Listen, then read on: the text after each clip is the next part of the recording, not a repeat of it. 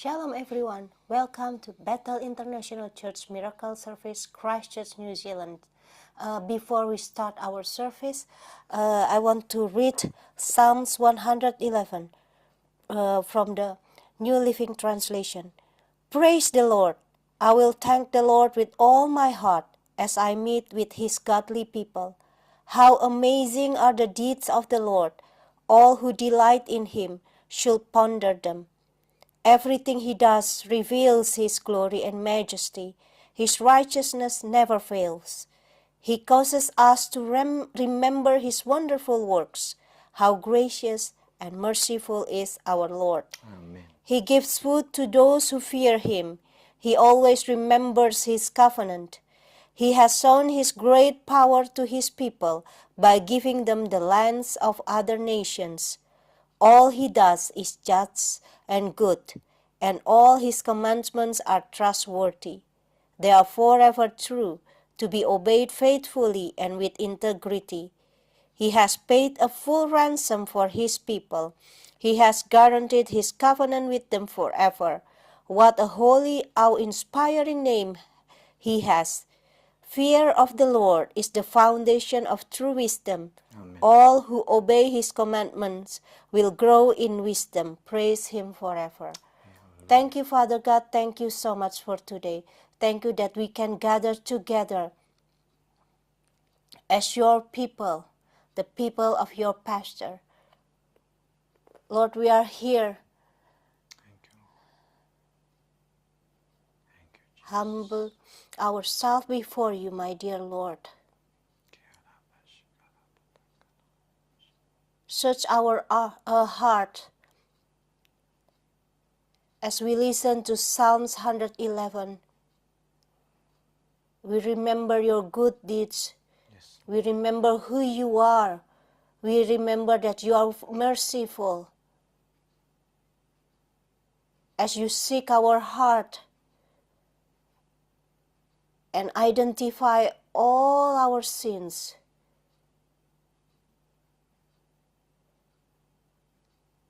we come and ask for your forgiveness. Yes, Lord. Nothing that we can do can redeem us but you only. Yes, Jesus. And thank you, Lord, for all that your grace that pouring out into us. And thank you, Father God, thank you that we receive your forgiveness. Yes, Lord. We want to honor you. Forgive us at the time that we dishonor you. May we also remember that we don't come here casually, but we come here with expectant to see the King of Kings, Lord of Lords. Thank you. And let the fear of the Lord be upon this place, be upon this meeting, Yes, Lord Jesus. be upon each one of us. And you can do whatever you want in this place. Clean us, Lord, and help us to offer the best of ourselves to you, our mind, our mouth, our heart, our hands in lifting up to you, Oh, yes. everything in us.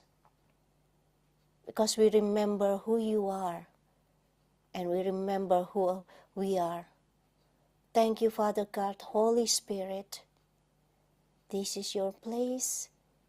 This is your moment, and it's always your moment. Yes.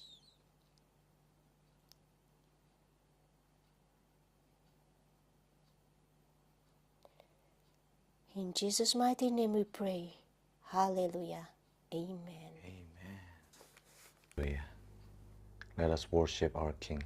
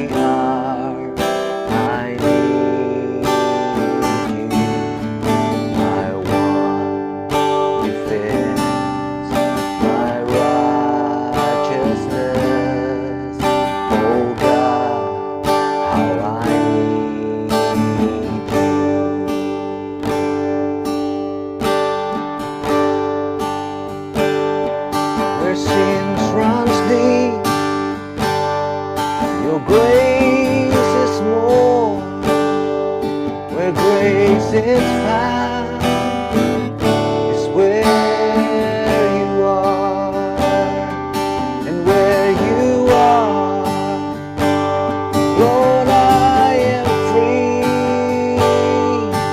Holiness is crossing me.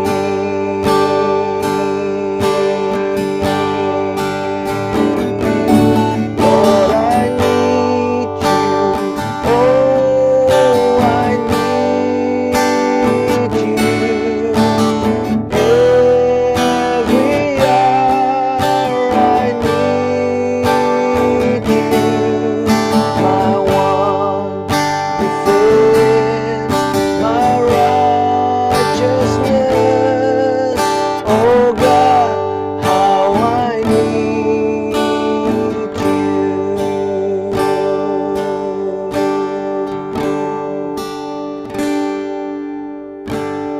Teach my soul to rise to you. When temptation comes my way, when I cannot stand, I'll fall on you. Jesus, you're my hope and stay. Teach my soul to rise to you. When temptations comes my way, when I cannot stand, I fall on you. Jesus, you're my hope and stay.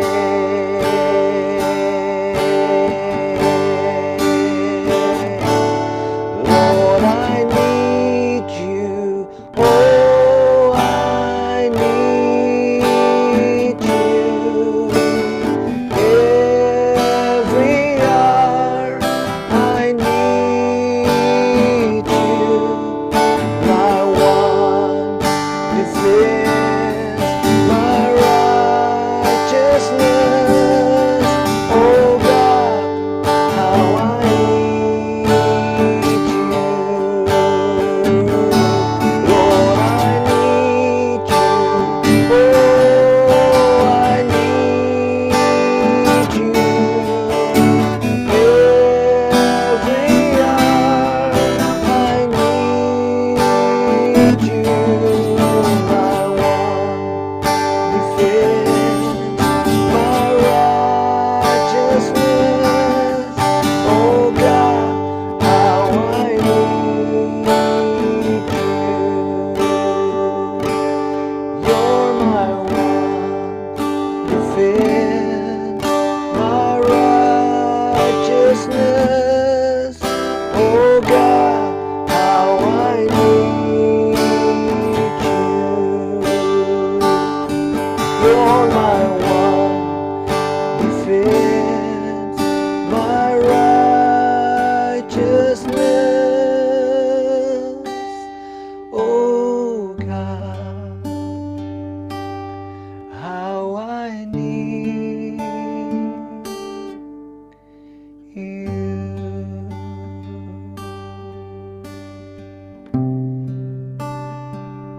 Oh, how I need you, Lord.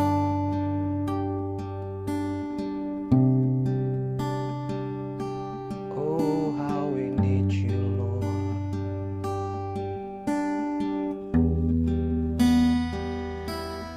We really need you.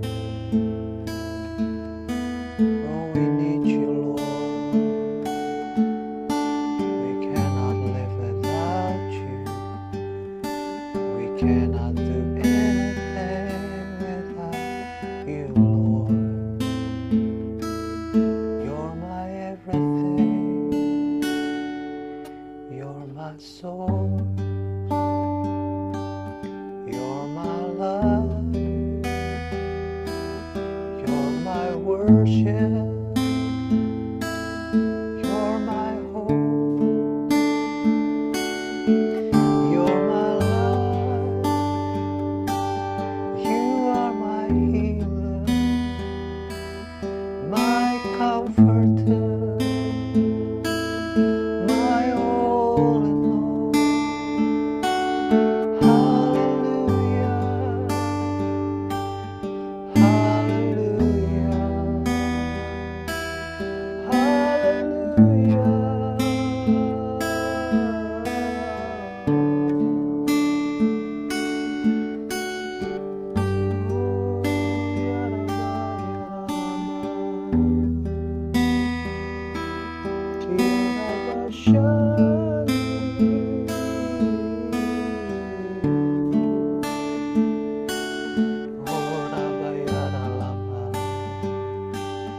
Hallelujah.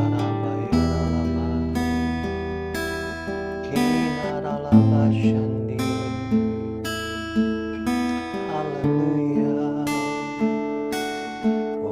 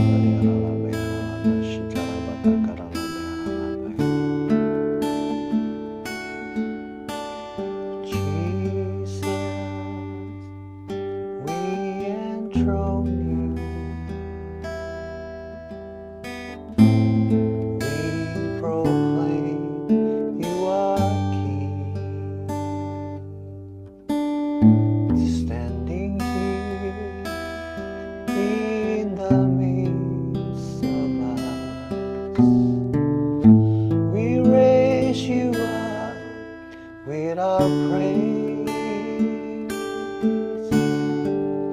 Jesus, we enthrone you. We proclaim you are King. Standing here in the midst of us, we raise you up with our praise. And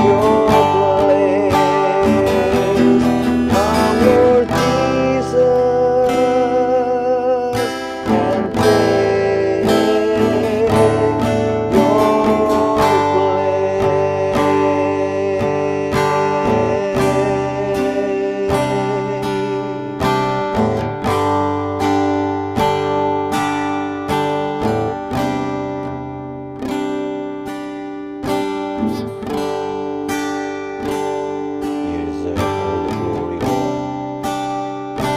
You deserve everything. You deserve all the praise that comes from our heart. Kira Bayana Shikarala. You deserve all the glory, Jesus. Kira Bayana. Thank you, Lord. Thank you, Jesus. Now we're longing to hear your word. Speak to us, Jesus. Speak to us. Change us through your word. Thank you, Lord. Thank you, Jesus. We love you. We glorify you. We magnify you, Lord Jesus. Oh, Rabbi. Thank you, Lord. In Jesus' mighty name. Amen.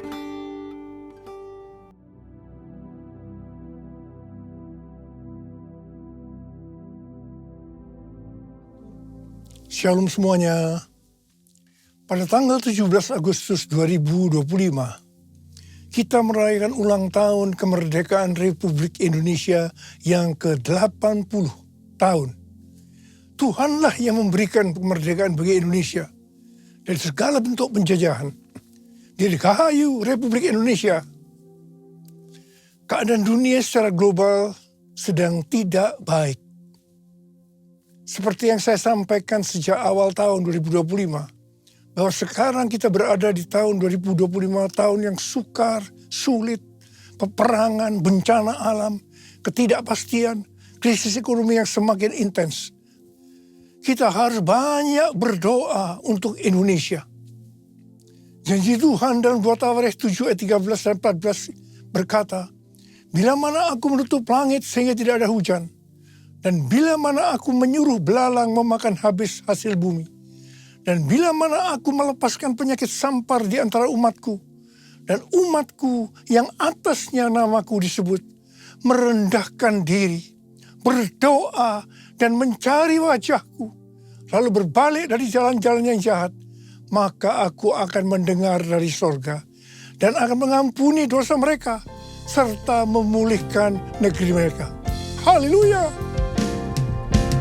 Damailah Indonesiaku, damailah Indonesiaku, lawatan Allah terjadi, damailah Indonesiaku, damailah Indonesiaku.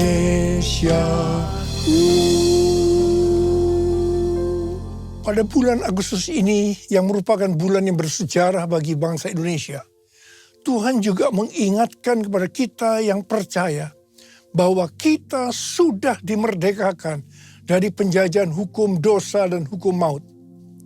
2 Korintus 3 ayat 17 berkata, sebab Tuhan adalah roh, dan di mana ada roh Tuhan, di situ ada kemerdekaan. Haleluya. 1 Korintus 3 ayat 16 berkata, tidak tahukah kamu bahwa kamu sekalian adalah bait Allah dan bahwa roh Allah tinggal di dalam kamu? 1 Korintus 6 ayat 19 dan 20 berkata, atau tidak tahukah kamu bahwa tubuh kamu semua adalah bait Roh Kudus yang tinggal di dalam kamu, roh yang kamu peroleh dari Allah, dan bahwa kamu bukan milik kamu sendiri, sebab kamu telah dibeli dan harganya telah lunas dibayar. Karena itu muliakanlah Allah dengan tubuhmu. Kita adalah bait Allah atau bait Roh Kudus. Karena itu kita sudah dimerdekakan dari hukum dosa dan hukum maut. Karena kita adalah bait Allah atau bait Roh Kudus, maka tubuh ini bukan milik kita sendiri. Kita telah dibeli dan harganya telah lunas dibayar. Karena itu muliakanlah Allah dengan tubuhmu. Kita dibeli dari tangan iblis dengan darah Tuhan Yesus. Ya, sebelum kita percaya kepada Tuhan Yesus, kita di bawah kekuasaan iblis. Setelah kita menjadi orang percaya, kita adalah milik Tuhan Yesus. Karena itu kita harus memuliakan Allah dengan tubuh kita.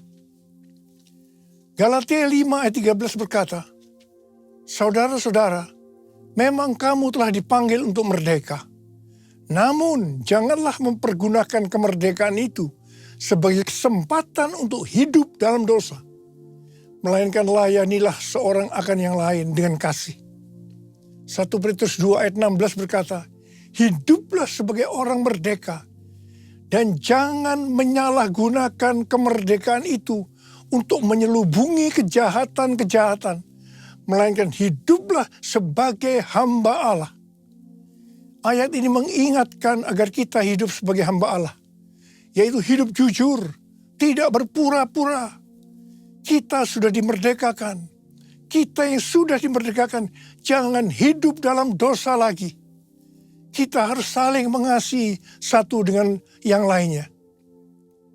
Roma 6 ayat 22 berkata, namun sekarang, setelah kamu dimerdekakan dari dosa, dan setelah kamu menjadi hamba Allah, kamu beroleh buah yang membawa kamu kepada pengudusan dan sebagai kesudahannya ialah hidup yang kekal.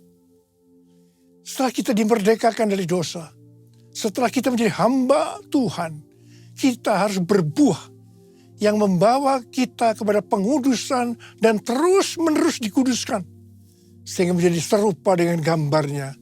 Dan akhirnya kita mendapatkan hidup kekal selama-lamanya. Katakan amin. Dalam Yohanes 8 ayat 31 dikatakan, jikalau kamu tetap dalam firman-Ku, kamu benar-benar murid-Ku. Sebagai orang yang sudah dimerdekakan, kita harus tetap memelihara kehidupan kita, agar tetap sebagai orang yang merdeka. Karena itu kita harus hidup sesuai dengan firman-Nya. Kerjakanlah keselamatanmu dengan takut dan gentar, yaitu dengan cara hidup sesuai dengan firman Tuhan. Kalau kita hidup sesuai dengan firman-Nya, maka kita akan mengetahui kebenaran. Dan kebenaran itu yang akan memerdekakan kita. Firman-Mu berita bagi kakiku, terang bagi jalanku. Firman-Mu berita bagi kakiku, terang bagi jalanku. Waktuku bimbang dan hilang jalanku, tetaplah Kau di sisiku. Dan takkan ku takut asal Kau di dekatku, besertaku selamanya.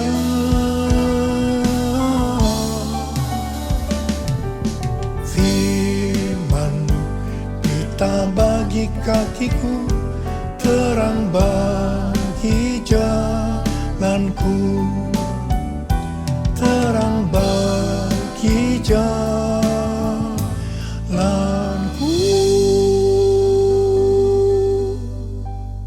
Kita sebagai bait Allah atau bait Roh Kudus harus hidup dipimpin oleh Roh Kudus, bukan hidup menurut daging. Roma 8 ayat 13 berkata, sebab jika kamu hidup menurut daging, kamu akan mati. Namun jika oleh Roh kamu mematikan perbuatan-perbuatan tubuhmu, kamu akan hidup. Galatia 5 ayat 19 sampai dengan 21 berkata, perbuatan daging telah nyata, yaitu percabulan, kecemaran, hawa nafsu, penyembahan berhala, sihir, perseteruan, perselisihan, iri hati, kemarahan, kepentingan diri sendiri, percekcokan, perpecahan, kedengkian, bermabuk-mabukan, pesta pora, dan sebagainya.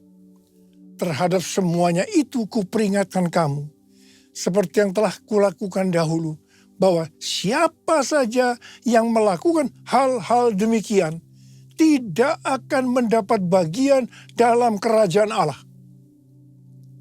Barang siapa milik Kristus Yesus, ia telah menyalibkan daging dengan segala hawa nafsu dan keinginannya. Jikalau kita hidup oleh roh, baiklah kita hidup juga dipimpin oleh roh. Sehingga akan menghasilkan buah roh. Seperti yang terdapat dalam Galatia 5 ayat 22 dan 23. Buah roh ialah kasih, sukacita, damai sejahtera, kesabaran, kemurahan, kebaikan, kesetiaan, kelemah lembutan, penguasaan diri. Tidak ada hukum yang menentang hal-hal ini.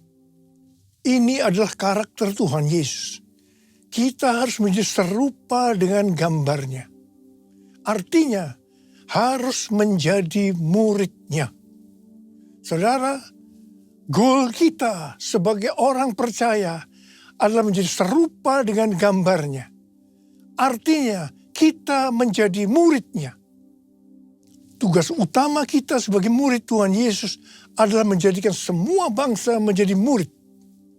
Artinya tugas utama kita tanpa melihat profesi kita adalah menyelesaikan amanat agung.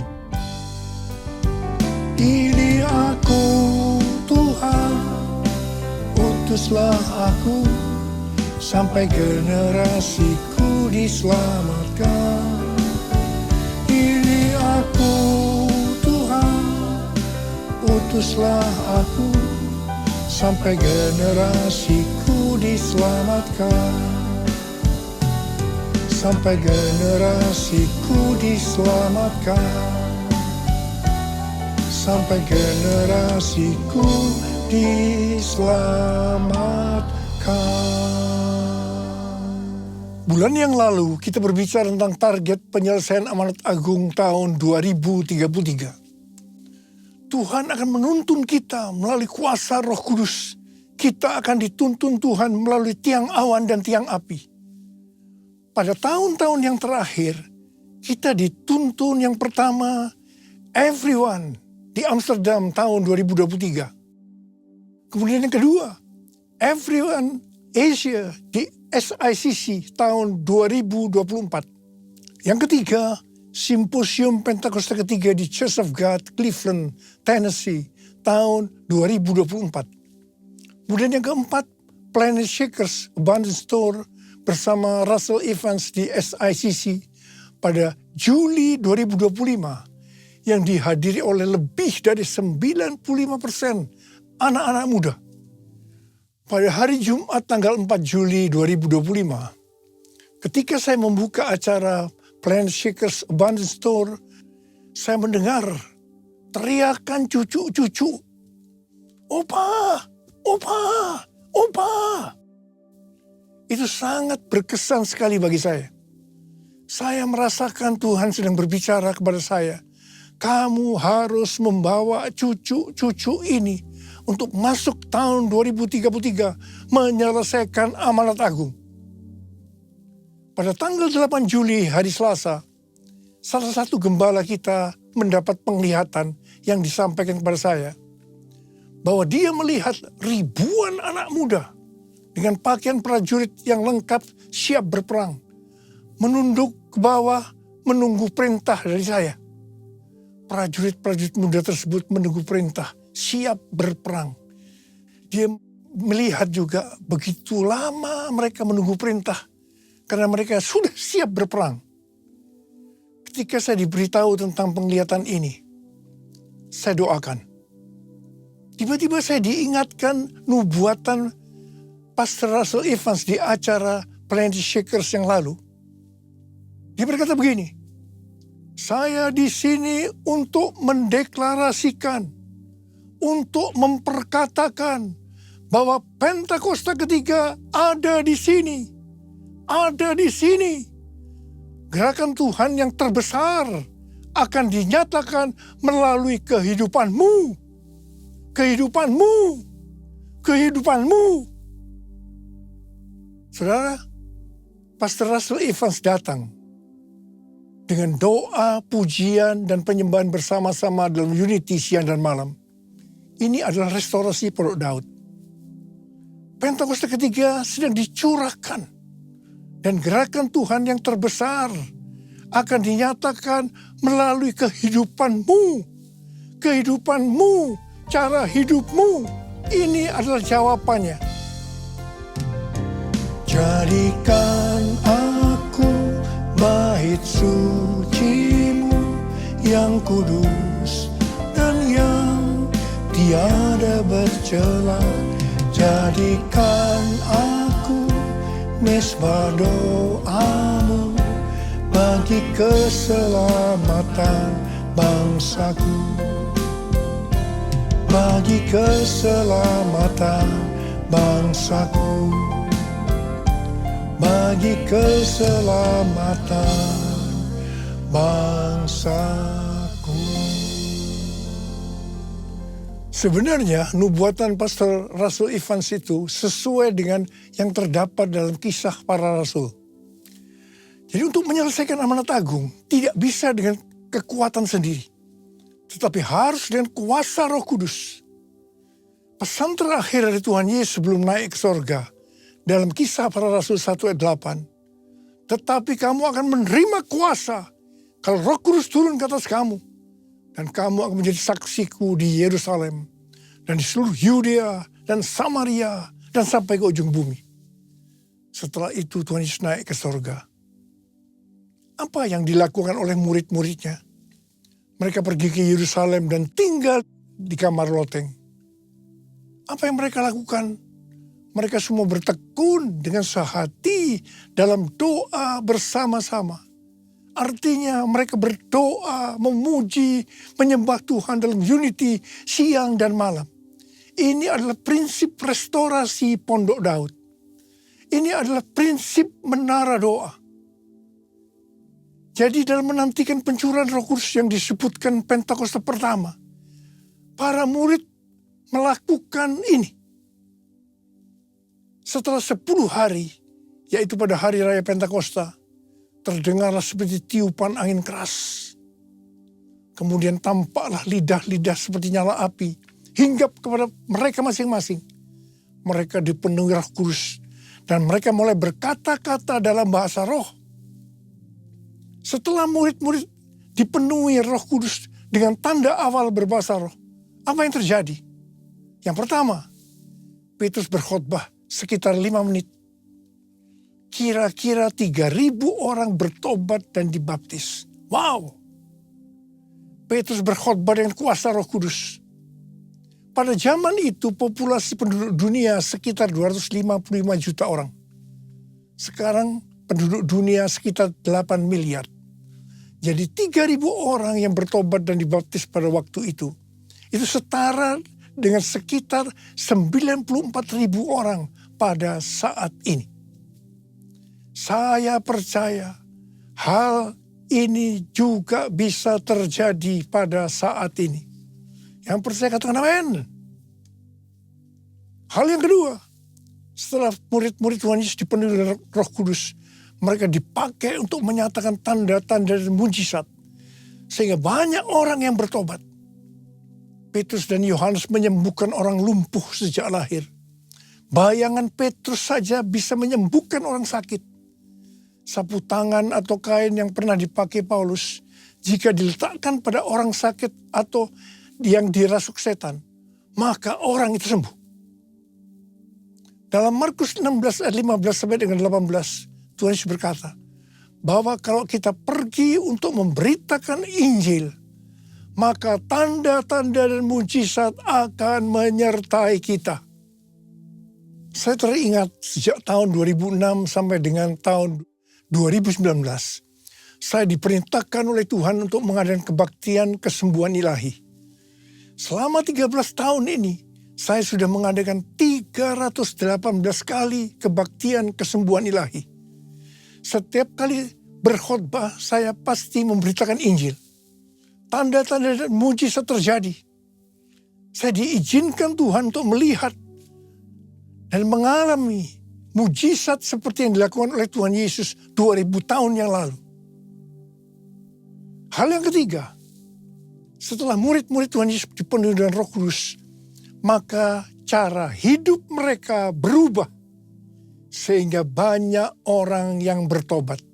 Yang pertama, mereka bertekun dalam pengajaran rasul-rasul dan dalam persekutuan. Bagi kita, Ini juga bisa diartikan mereka suka membaca Alkitab. Kalau kita suka membaca Alkitab, ini akan menuntun jalan hidup kita. Hidup benar sesuai dengan firman Tuhan. Kita akan menjadi orang yang berintegritas. Dan itu akan membuat orang lain bertobat. Yang kedua, perubahan cara hidup yang membuat banyak orang bertobat adalah mereka selalu berkumpul, memecahkan roti dan berdoa. Ini bisa diartikan mereka hidup dalam unity dan suka berdoa. Hari-hari ini saya melihat melalui menara doa bahwa ada doa, pujian, dan penyembahan dalam unity siang dan malam. Saya percaya kalau Tuhan sudah berikan kepada kita beban untuk berdoa seperti ini, maka ini merupakan tanda bahwa Pentakosta ketiga yang dahsyat akan turun dan akan terjadi penuaian jiwa yang terbesar dan yang terakhir sebelum Tuhan Yesus datang kembali. Yang ketiga, perubahan cara hidup jemaat yang membuat banyak orang bertobat, yaitu karena mereka suka memberi, sehingga tidak ada yang berkekurangan. Hari-hari ini, Tuhan Yesus menghendaki agar kita suka memberi. Tuhan Yesus berkata dalam Lukas 6 ayat 38, berilah dan kamu akan diberi. Suatu takaran yang baik, yang dipadatkan, yang diguncang, dan yang tumpah keluar akan dicurahkan ke dalam pangkuanmu. Sebab ukuran yang kamu pakai untuk mengukur akan diukurkan kepadamu. Haleluya. Yang keempat, perubahan cara hidup jemaat yang membuat banyak orang bertobat, yaitu mereka selalu bergembira dan dengan tulus hati sambil memuji Allah. Hidup dengan tulus hati artinya hidup sebagai orang yang berintegritas. Jadi perubahan-perubahan yang terjadi dalam cara hidup jemaat yang membuat banyak orang bertobat adalah yang pertama, mereka suka membaca Alkitab. Yang kedua, mereka suka berdoa dan hidup dalam unity. Dan yang ketiga, mereka suka memberi. Dan yang keempat, mereka suka memuji Allah dan bergembira, tulus hati atau hidup berintegritas. Dikatakan dalam Alkitab bahwa mereka disukai semua orang dan tiap-tiap hari jumlah orang yang diselamatkan bertambah. Haleluya! Tuntunan Tuhan untuk menyelesaikan amal agung dengan target tahun 2033. Yang pertama, kita harus lebih banyak lagi berdoa, memuji, dan menyembah Tuhan dalam unity siang dan malam. Waktu kita melakukan ini, pencurahan Roh Kudus dalam era Pentakosta ketiga ini akan terjadi lebih dahsyat lagi. Itu yang akan membuat cara hidup kita berubah. Perubahan cara hidup kita akan mengakibatkan penuaian jiwa yang terbesar dan terakhir. Dan sesudah itu Tuhan Yesus datang kembali. Haleluya! Mari kita angkat tangan kita di hadapan Tuhan. Oh God, I worship you. Oh God, I worship you. Be glorified and magnified. Oh God, I worship you. Sekali lagi. Oh God, I worship you. Oh God, I worship you. Be glorified and magnified. Oh God, I worship you. Mari kita berbahasa roh. Urialala bashandara bara bara bara bara bara bara bara. Urialala bara bara bara bara bara bara bara bara bara bara bara. Urala bara bara bara bara bara bara bara bara bara bara. Tuhan urapi kami ya Tuhan. Urapi kami. Curahkan kuasa Roh Kudus. Kuasa, kuasa, kuasa Roh Kudus. Oh terima, terima, terima, terima, terima, terima. Yesus, terima kasih Tuhan. Terima kasih, terima kasih, terima kasih Bapak. Dalam nama Yesus yang berdoa. Amin.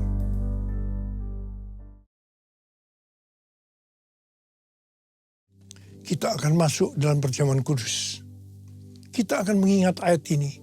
Sebab setiap kali kamu makan roti ini dan minum cawan ini, kamu memberitakan kematian Tuhan sampai Ia datang.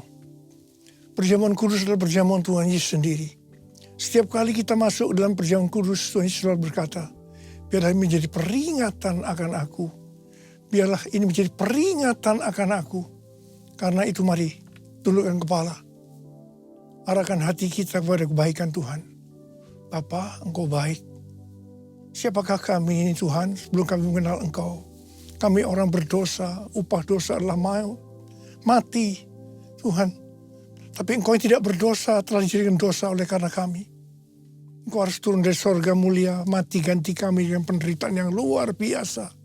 Sungguh kalau kami pikirkan betapa baiknya Engkau ya Aba. Engkau jadikan kami sebagai anak-anak-Mu. Engkau tuntun, Engkau bela, Engkau lindungi, Engkau hajar juga kalau kami salah ya Tuhan. Itu Engkau ya Aba. Terima kasih, terima kasih, terima kasih buat semuanya. Tuhan akan memberkati kita melalui perjamuan kudus. Tapi Tuhan mau agar kita makan dan minum dengan cara yang benar. Oleh karena itu mari masing-masing introspeksi. Lihat keadaan dirimu masing-masing. Jangan menyimpan dosa. Kalau ada dosa yang Tuhan ingatkan langsung minta ampun. Ampuni Tuhan saya, ampuni saya Tuhan, katakan. Bapa, Engkau melihat anak-anak-Mu yang sedang minta ampun pada Tuhan.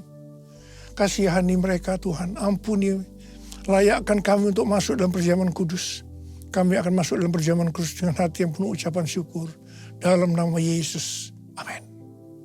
Mari, angkat roti di tangan kanan kita tinggi-tinggi. Sebab apa yang telah kuteruskan kepadamu telah aku terima dari Tuhan. Yaitu bahwa Tuhan Yesus pada malam waktu ia diserahkan mengambil roti. Dan sesudah itu ia mengucap syukur atasnya. Ia memecah-mecahkannya dan berkata, inilah tubuhku yang diserahkan bagi kamu. Perbuatlah ini menjadi peringatan akan aku. Saya dikasih Tuhan, bukankah roti yang kita pecah-pecahkan ini adalah persekutuan kita dengan tubuh Kristus. Mari kita makan dalam nama Yesus.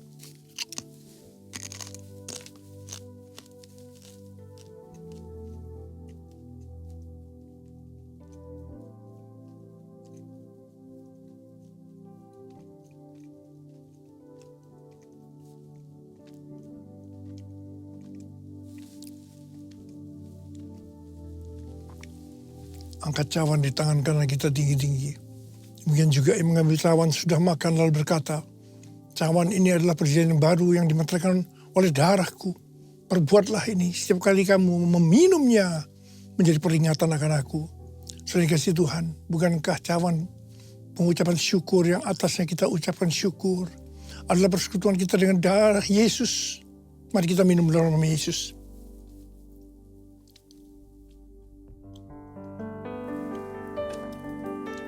Ucapkan syukur dan terima kasih dengan suara. Tuhan, terima kasih Tuhan. Terima kasih ya Tuhan, terima kasih. Terima kasih ya Tuhan. Terima kasih Yesusku. Terima kasih Yesusku. Puji syukur hanya bagi Tuhanku. Terima kasih Yesusku, terima kasih Yesusku. Puji syukur hanya bagi Tuhanku. Terima kasih Yesusku, terima kasih Yesusku. Puji syukur hanya bagi Tuhanku. Terima kasih Yesusku, terima kasih Yesusku. Puji syukur hanya bagi Tuhanku. Puji syukur hanya bagi Tuhanku. Puji syukur hanya bagi Tuhanku.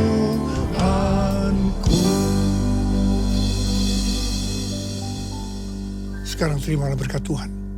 Kasih karunia yang berlimpah-limpah daripada Allah Bapa dalam Anak yang tunggal Yesus Kristus. persekutuan yang manis dengan Roh Kudus menyertai kita semua mulai hari ini sampai Tuhan Yesus datang menjemput kita di awan-awan dan bahkan sampai selama-lamanya. Yang percaya bersama-sama katakan amin.